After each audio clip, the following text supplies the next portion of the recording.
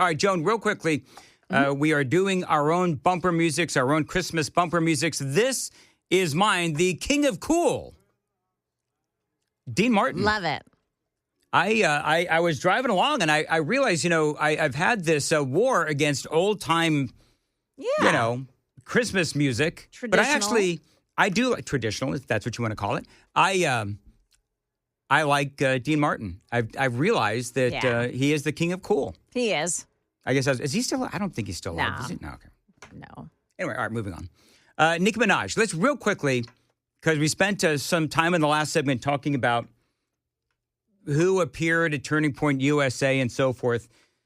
There was a moment during the Turning Point USA event where none other than Nicki Minaj. Now, people know that she is Sam, is she a hip-hopper? Is that what she is? She's a rapper. She's a rapper. Is she still relevant? I don't even know if she's still relevant. Yeah, relevant in the sense that she hasn't been controversial lately. Well, let's say she is now. All right, so she was out there. She's extolling, actually, Joan, the virtues of Donald Trump. Dear young men, you have amazing role models like our handsome, dashing president. So she's talking about Donald Trump, handsome and dashing. That got Donald Trump's attention. Yeah. Maybe 30 years ago. But then she started talking about, because there is a serious, like you people think that I stick my foot in my mouth sometimes. Nicki Minaj said something that was clearly an accident. And this is how the whole thing unfolded. And you have amazing role models like the assassin J.D. Vance, our vice president. And when I... Now, she's talking to Erica Kirk. Yeah. And she just mentioned the word assassin. say that... And at that moment, and if you're watching on Super Talk TV, you see that she just realized what she said. And she's having a hard time moving forward. And she actually, I believe that she wiped a tear out of her eye as she was trying to go forward. Now, Erica Kirk is laughing, by the way. I mean, everybody knows this is like, oh, my God, did this really just happen? Trust me, there's nothing new under the sun that I have not heard, so you're fine. And Nicki Minaj, and I feel bad for Nicki Minaj. Yeah. I feel bad for Nicki Minaj because she slipped. And she's having a hard time. I think, Joan, she's about to cry. I think so. Yes, we did. I love you. You just heard Erica Kirk say, I love you. Nicki Minaj puts the microphone down because she doesn't know how to handle this moment. I love you. You have to laugh about it, truly. I have been called every single thing, and you know what? God is so good, you let it roll right off your back. And this is what's so beautiful about this moment, because if the internet wants to clip it, who cares? I love this woman. She's an amazing woman. She has a soul and a heart for the Lord, and words are words, but I know her heart, and it doesn't even matter. And you say what you want to say because I know your heart. I will not judge that. And she just rolled right along. Erica Kirk is, gosh, the more that I see, and as I said this in the 5, the more that I see of Erica Kirk, the more impressive she is.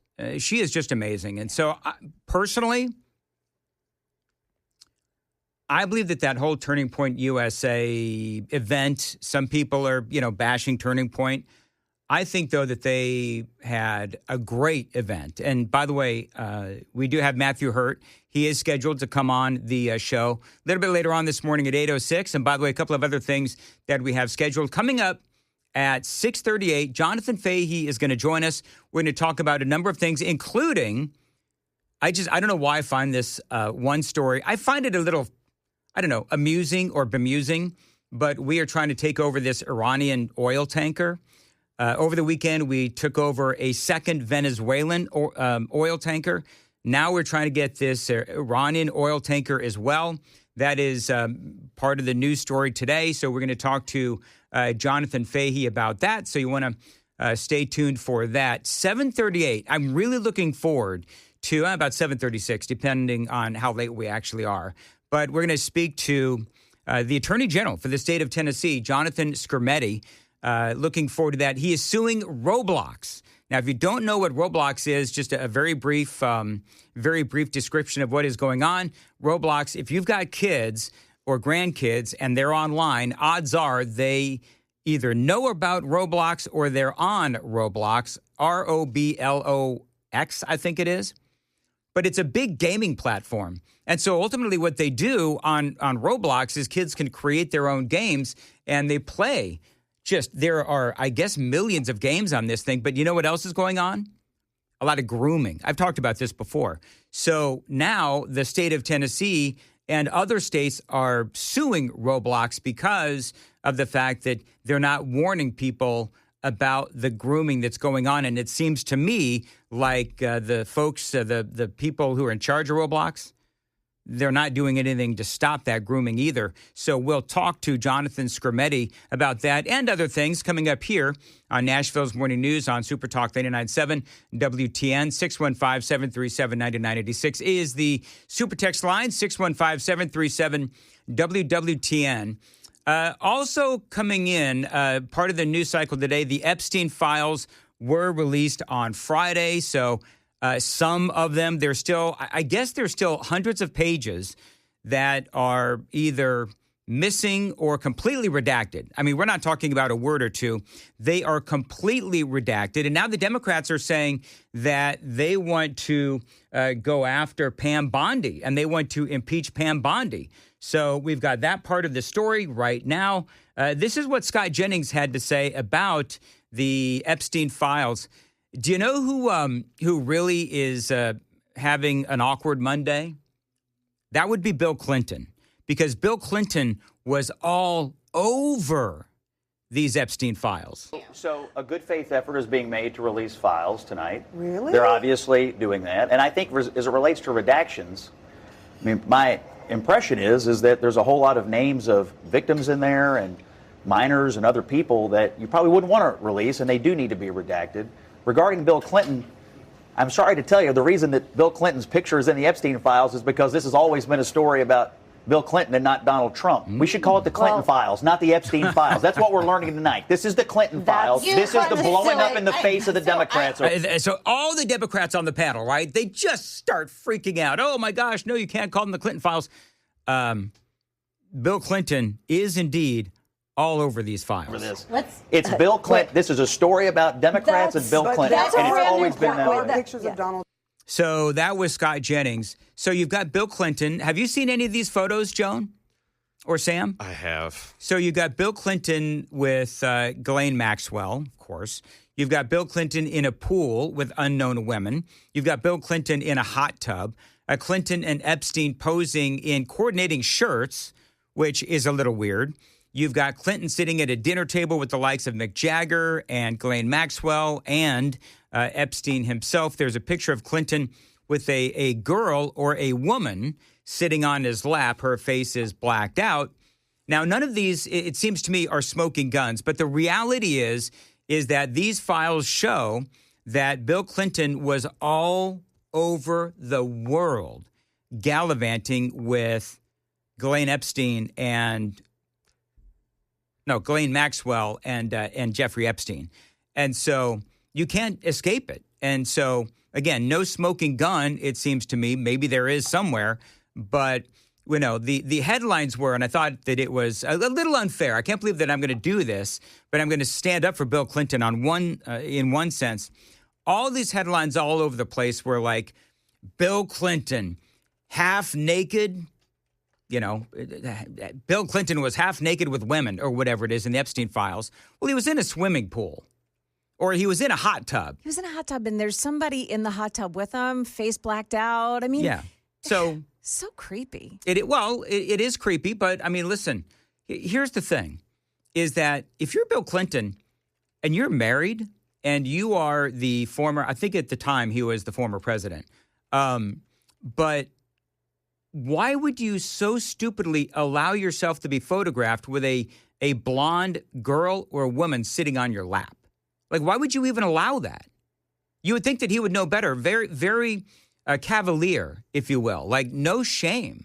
It's like, I'm going to allow myself to be photographed in compromising positions, knowing full well that these at some point could be made public, especially the one with the girl sitting on his lap, knowing the reputation of Bill Clinton. So there's that aspect to it as well. Trump, they say, of course, you got people saying, oh, where's all the Trump photos?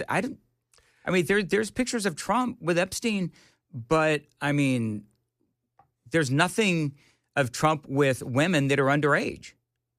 There is a conspiracy theory circulating about one of the photos that shows a dresser drawer, and inside it, there's a framed picture of Donald Trump, and people are freaking out about it. Well, what is it? What is it? It doesn't. It's just like a stack. It's a bunch of, how people put stuff in dresser drawers. There's a bunch of different little things in there, and there just happens to be a picture that includes Donald Trump. It's a framed photo, and people are, oh my God, he's in the pictures. He's in a picture of a picture. But Trump has admitted this is and by the way, Bill Clinton has said too that he cut off contact somewhere around, I think, 2005. So, Bill Clinton himself has said this ad nauseum that he disconnected with Jeffrey Epstein around 2005. But there's a lot more evidence that Bill Clinton was really sort of part of this Epstein clique than Donald Trump. And so there is just, to me anyway, there's a lot of evidence that Bill Clinton was in this clique more than Donald Trump was. There's no pictures of Donald Trump in a hot tub or a swimming pool with women, like Bill Clinton was. But again, there's nothing wrong with Bill Clinton being in a hot tub. There just isn't.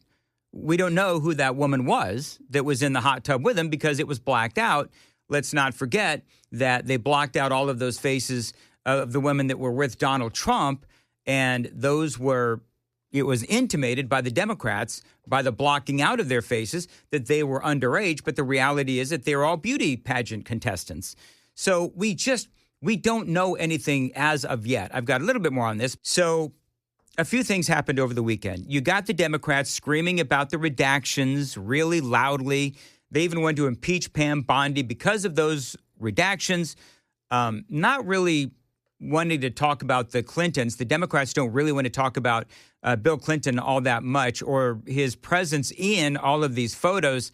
This is Democrat Tim Kaine, and he was forced to say, well, yeah, Bill Clinton, he's got a little bit of explaining to do.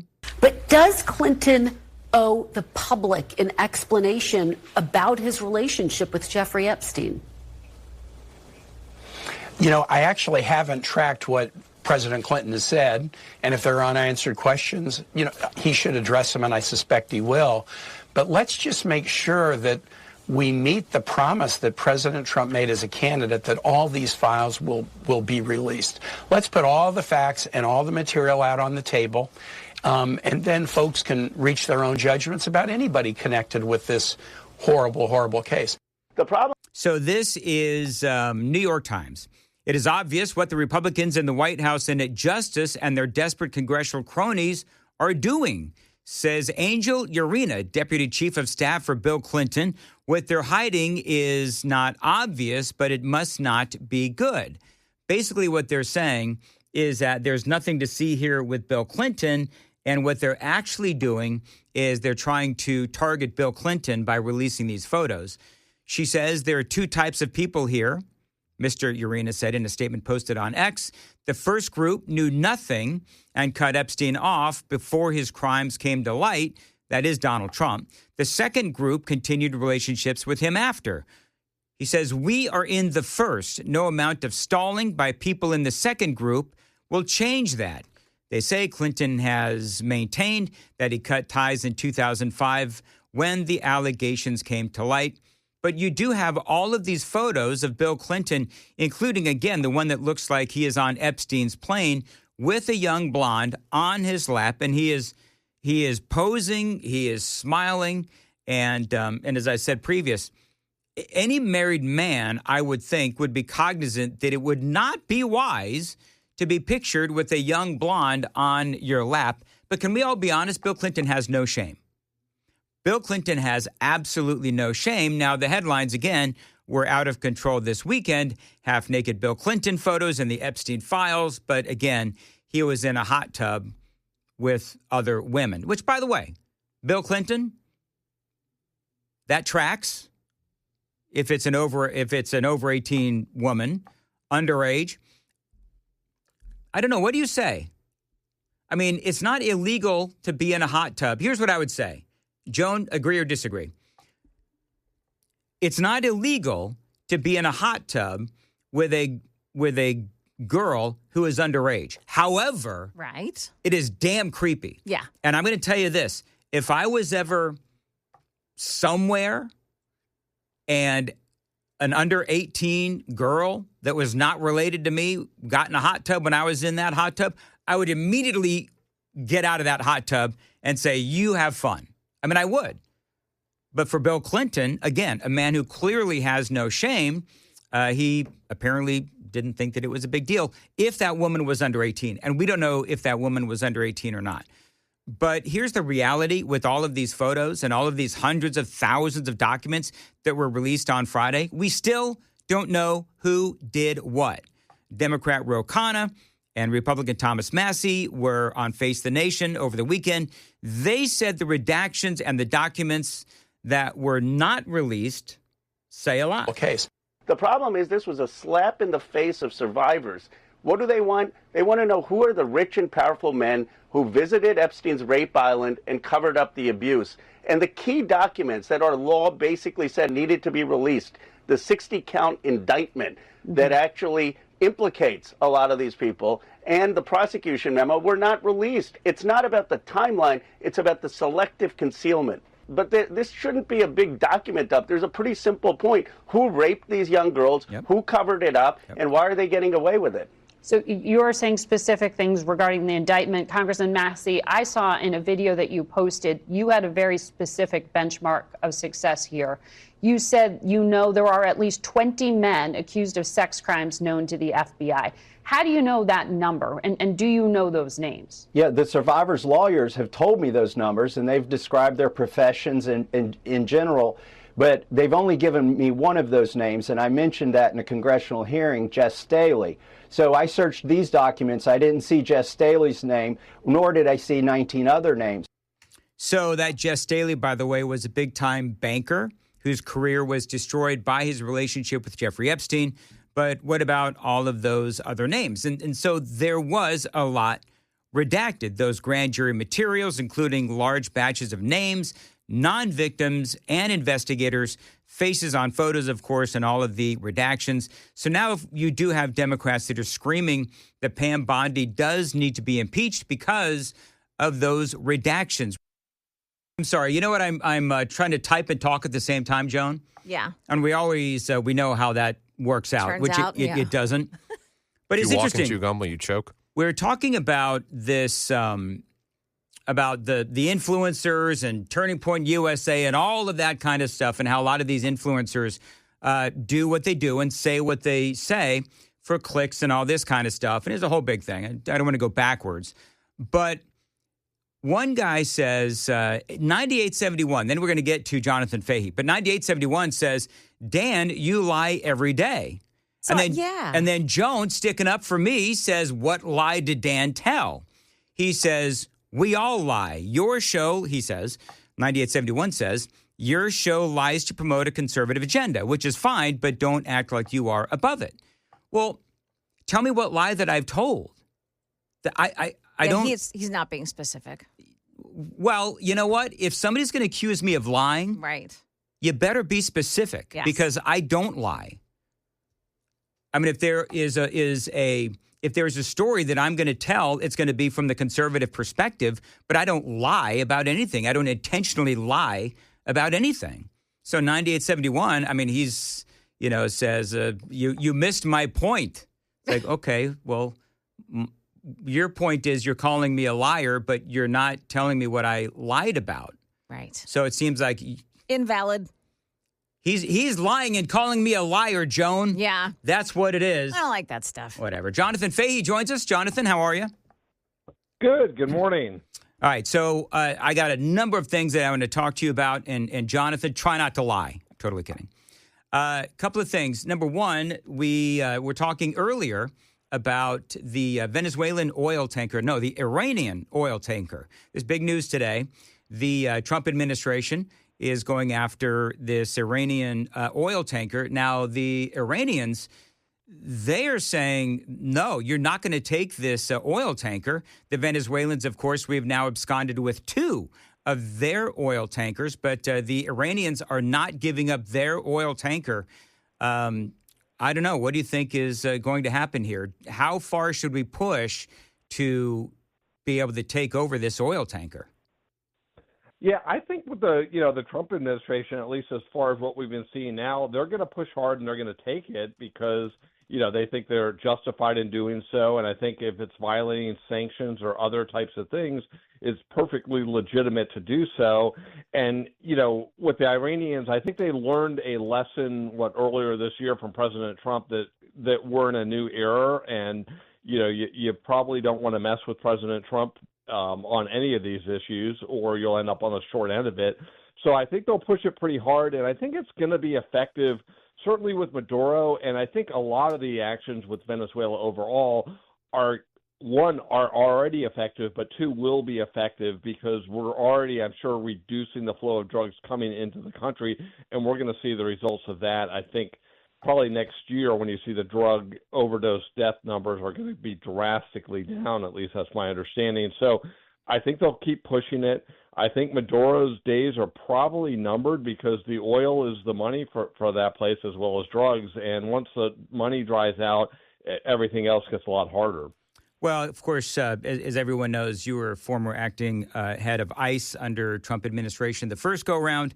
And so you know all too well what is coming across our southern border. And one of the things that Donald Trump is clearly doing, and I think this is great, is he is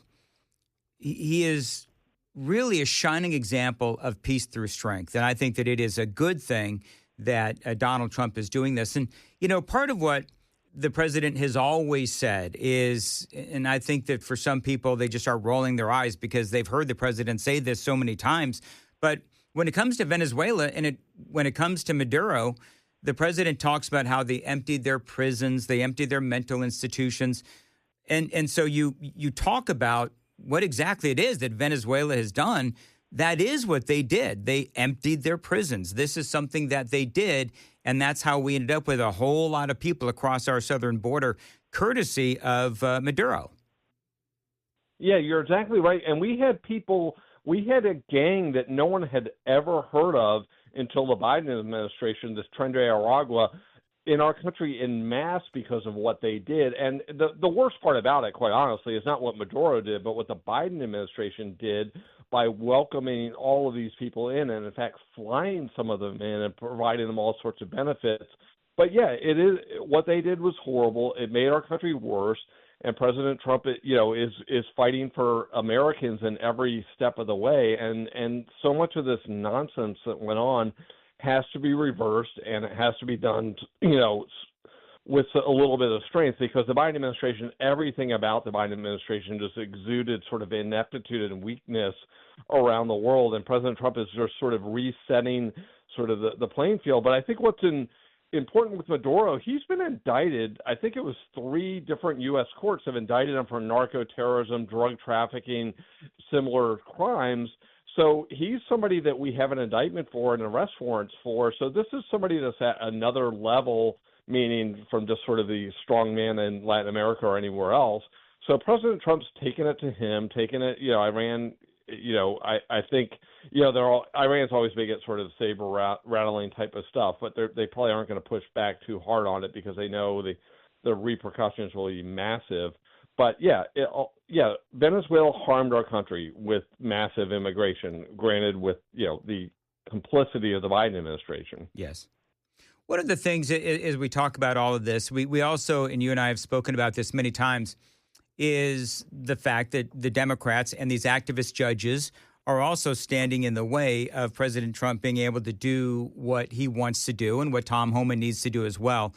Love this headline. We spoke about this when it was all happening initially, that Wisconsin judge has now been found guilty of obstruction for helping an immigrant evade federal agents. Now, you folks might remember that this judge, her name is Hannah Dugan, and she had an illegal alien in front of her bench, and she, if I remember right, didn't she sneak this guy out of the building and into a waiting car?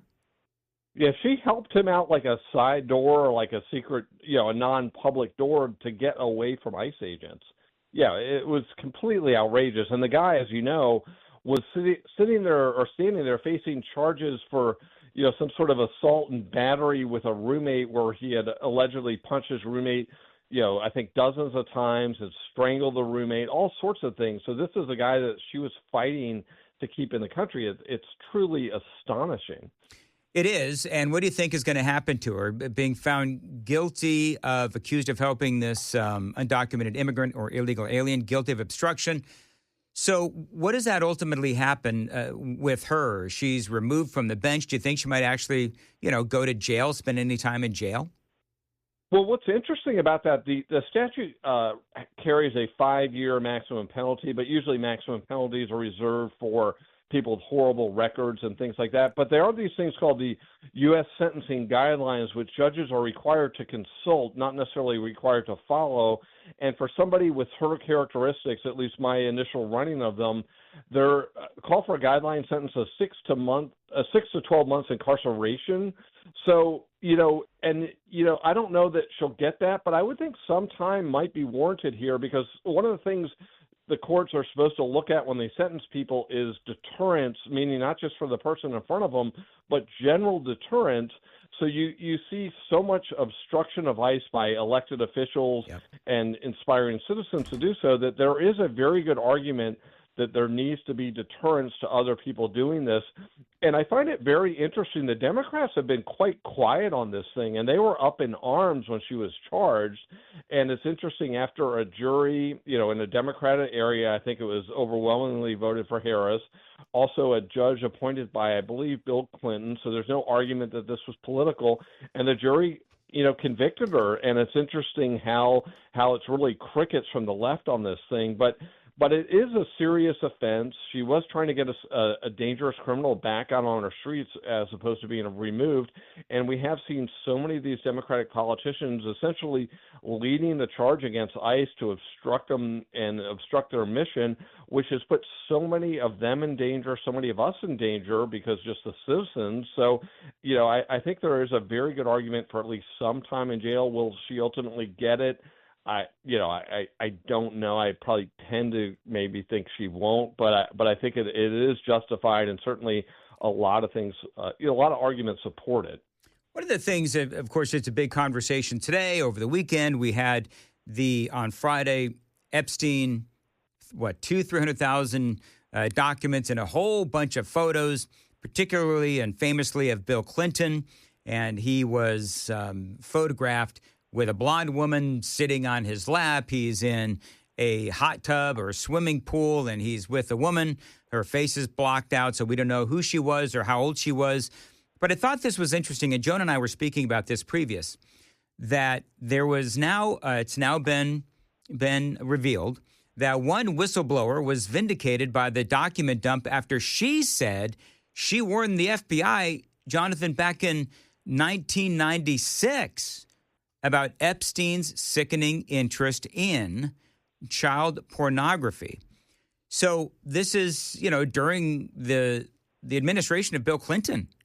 And so you had Janet Reno as the head of the DOJ. Louis Freeh is the head of the FBI. So I don't know. Not real surprising that the FBI sat on this in 1996. What are your thoughts? Yeah, it's pretty interesting. Yeah, because you're right. President Clinton was the president. It does seem to, at least the things I've seen online, seems to be, has been involved with. I don't want to suggest anything bad, but certainly, hanging out with Epstein and sort of partying or whatever they were doing.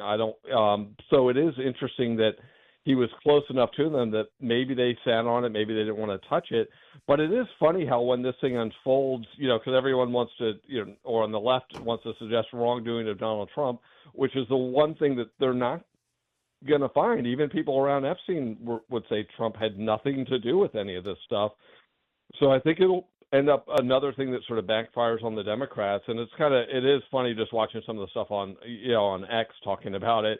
And you think of, Hillary Clinton and all of these people that, when Bill Clinton's swimming in the pool and just having the time of his life with this stuff. It's pretty funny how it ultimately is unfolding. But the whole thing is, I mean, the Democrats, they almost didn't want it released because it's a better issue when it's not released, right? Because then they can insinuate there's all of this stuff in there involving, Trump and other people, when then in fact it's not going to show that, but will probably show stuff to make some of their people look bad. Well, now to have some of these Democrats, and maybe Thomas Massey is talking about this too, about impeaching Pam Bondi. I mean, I don't think that's going to go anywhere, obviously, but we'll have to see. There's so many things that the Democrats are doing that I would call performative these days, and you alluded to it in your last statement. But you think anything's going to come of this Epstein thing? I mean, I think there's at least a couple hundred documents that have been either redacted, heavily redacted, or not released. The Trump administration, or I guess the DOJ, is trying to figure out how to get these released. But, at the end of the day, I think that most people believe that this whole thing ultimately is going to be a big old nothing burger. And I don't think that there's going to be people who are never satisfied. Yeah, I think that's exactly right. I don't think it's going to amount to like new charges or any any sort of massive revelations or anything like that, other than sort of it sort of expands on what people already knew about certain things. But yeah, I don't think it will really amount to anything. And I do think this, at some point, I think people will start losing interest in this. And, I know there are people that have criticized the way things have been handled, but you have to be careful when you're dealing with things like publicly releasing things, because you have concerns about victims. And also you have a responsibility not to put people in a false light, try to insinuate if you're just somehow ever met this guy that means you did something wrong. So it was a careful, you have to be careful when you're doing so. And I know maybe the way it first came about didn't make the public very happy about it, but I think it was just sort of a delicate thing. But yeah, I don't think we're going to see a ton more out of this. And I'll be interested if this still becomes, high level of interest on sort of either side of the aisle, or if it just sort of fades away and we start, focusing on other types of things. All right, Jonathan Fahey, real quick, have you gotten all your Christmas shopping done yet? Not yet. Come on, man. Still working on it. Do you have any suggestions for last minute gifts to the guys? What's a good last minute gift for the ladies in their lives? Oh, gosh, I wish I know. If you have any, let me know, or hit me up on Twitter, because that's my main concern. My wife is taking care of the kids' gifts. I got to get her gifts, so that's what I'm working on. Diamonds always work. Of course, Joan says diamonds always work, Jonathan. I hope you've been saving since last year. I would always recommend massages, actually. Would you say, Joan, that a massage is That's a very nice gift, yes. And I would say, Jonathan, that does not scream a panic gift. Okay. You know what a panic gift is? Where it's like, oh, crap. I'll get the robe. Yeah, or slippers. Slippers just screams panic gift, right? All right, Jonathan, how can people follow you on Twitter? John for Fairfax, JONFORFAIRFAX. All right, thank you, Jonathan Fahey, and Merry Christmas to you, and we'll talk to you again soon. I think I stumped him on that question, Joan. He didn't know how to answer it. Yeah, I think so. But I think, wouldn't you agree, Sam? Doesn't like a robe or slippers just scream like last minute gift? Yeah. But I think like a good, I don't want to give anybody free advertising, but listen, Massage Envy, that's always a good thing, like a gift card to Massage Envy or something like that. It's even better than just giving her a gift for her to get the massage, but when you do a couple's massage. Sure. Right? That's a cop-out. That's What are not a you cop. talking What is wrong about? with you? That's not a cop That's out. not. That's a You really get a cool- present and she gets a present. Yeah, but you do it at the same time, and you're in the same room. Sometimes they bring you flutes of champagne. It's really cool. I've done this. Sounds more like a before. Valentine's Day thing. Yeah, that could be. I've done it with Amy. It's a great thing.